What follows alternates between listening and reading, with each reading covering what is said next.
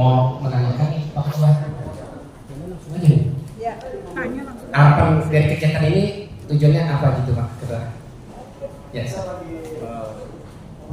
Harapan dan tujuan maksudnya singkat pada ya, jelas. Tujuannya adakannya kegiatan ini itu bagaimana proses dari digitalisasi, dan kita harus mulai digital. Dan kebetulan juga di sini kita ada teman-teman dari sahabat spesial kita ya, dari teman-teman sahabat spesial. Kenapa kita juga meminta mereka untuk datang? Mereka juga harus sama dengan kita. Mereka juga sama dengan kedudukannya dan harus setara dengan kita.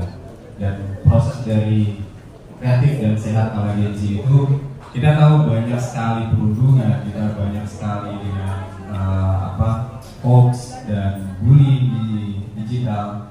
Nah, ini kita memberikan pelajaran, kita memberikan edukasi untuk mereka bahwa ada dampak negatif dan ada dampak positif untuk generasi Z dan generasi milenial yang nantinya itu bisa menjadi bekal mereka untuk di masa depan. Seperti itu. Targetnya sendiri dan kegiatannya. Ya, targetnya adalah mereka setelah dari sini, mereka bisa memberikan lagi edukasi ke teman-teman dan mereka bisa lebih percaya diri lagi untuk mengembangkan diri mereka bahwa di media sosial itu tidak hanya dampak positif, tidak hanya dampak negatif, tetapi banyak dampak positif yang kita ambil. Tergantung bagaimana caranya kita memanfaatkan media sosial itu sendiri. Izin untuk Bu psikolog, bagaimana cara mengatasinya Bu?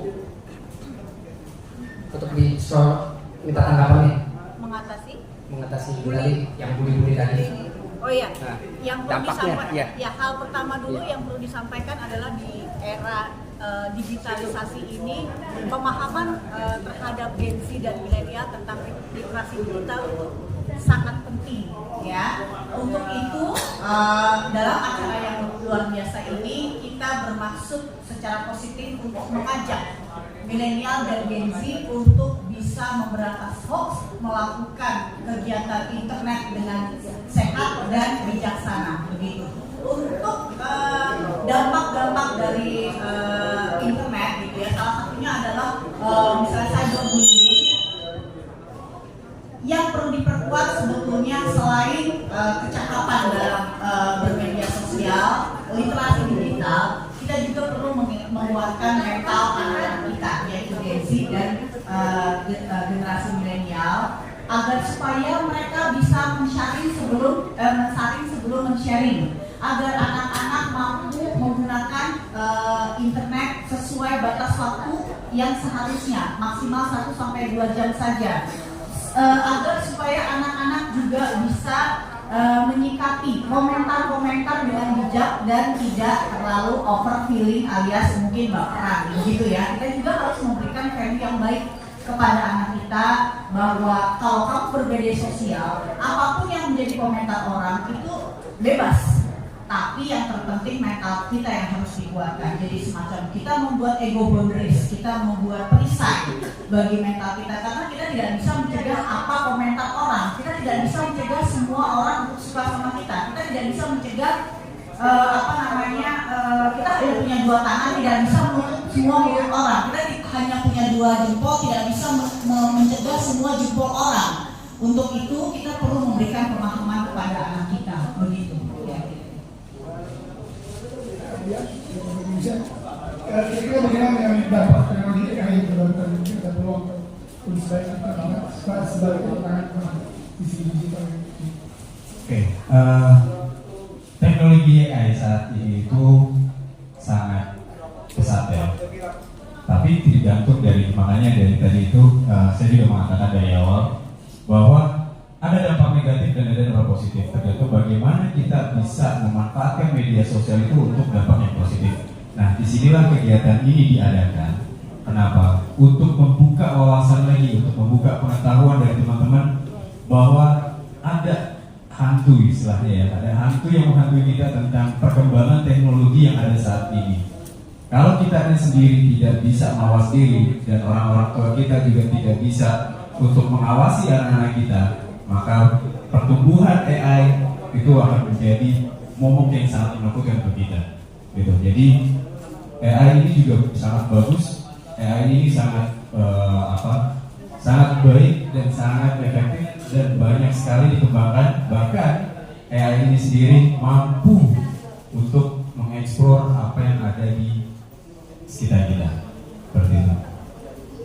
Karena ini salah satu kenapa kita diadakan acara ini. Ini salah satu dengan visi misi dari Pak Ganjar juga, yaitu tentang edukasi, tentang pendidikan. Yang kita harus sebarluaskan pendidikan ini sampai ke anak cucu kita, sampai ke anak bangsa, seperti itu. Langkah-langkah yang sudah dilakukan dan apa sih untuk mensosialisasikan ke genset ini dan untuk memenangkan Pak Prabowo? Waduh. Kita mensosialisasikan itu mengedukasi dengan beragam cara ya.